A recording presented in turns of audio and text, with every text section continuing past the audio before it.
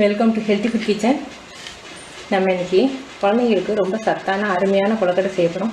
ரொம்ப சாஃப்டாக இருக்குது. எவ்வளவு சாஃப்டாக இருக்குதுன்னு பாருங்கள். கொழுக்கட்டை ஆறிடுச்சு, நல்லா ஆறினாலும் நல்லா சாஃப்டாக இருக்குது.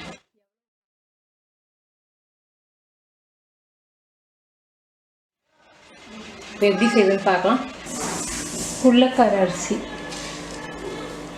200 கிராம் எடுத்திருக்கேன். நான் ஊற வச்சு 5 மணி நேரம் ஆயிடுச்சு. நல்லா ஊறிடுச்சு, சாப்பிட்டு பார்த்தீங்கன்னா தெரியும். இப்போ இதை அரைச்சிருவோம்.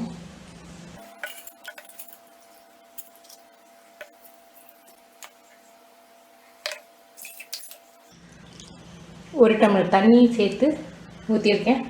2 ஸ்பூன் ஆயில் சேர்த்துருக்கேன். 1/4 டீஸ்பூன் சீரகம், ஒரு 1/4 டீஸ்பூன் கடுகு, 2 மிளகாய், ஒரு பெரிய வெங்காயம், கறிவேப்பிலை, அரைச்ச மாவு. தோசை மாவு பதத்துக்கு நான் வச்சுருக்கேன். இன்னும் கூட கொஞ்சம் தண்ணி சேர்த்துக்கணுங்க.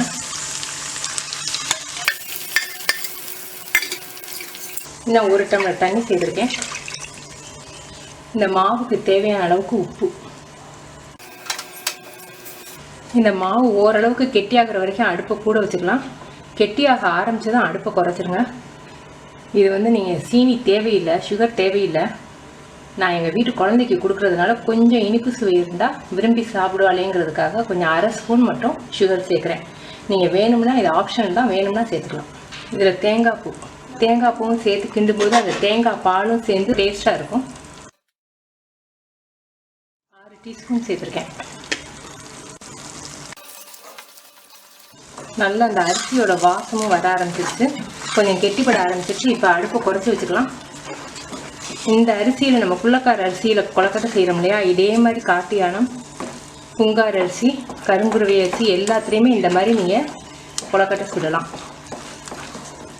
ஆயில் 1 ஸ்பூன் கூட போதும். நான்ஸ்டிக்குங்கிறதுனால 1 ஸ்பூன் போதும்.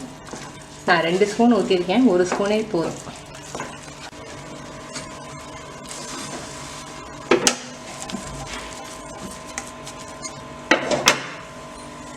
மாவு ரெடி. இதை ஆறின பிறகு நம்ம கொழுக்கட்டையை ஊற்றி ஸ்டீமில் வைக்கணும்.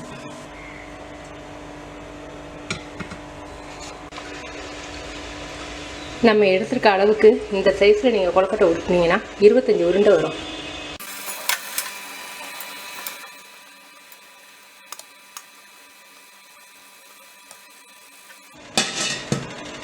அஞ்சுலேருந்து 7 நிமிஷத்துக்குள்ள உங்களுக்கு வெந்துடும். கொழுக்கட்டையோட நிறம் மாறிடுச்சு. இப்போ எடுத்துடலாம். சத்தான கொழுக்கட்டை ரெடி. நீங்கள் செஞ்சு பார்த்து உங்கள் கமெண்ட்ஸ் எனக்கு சொல்லுங்கள். தேங்க்யூ.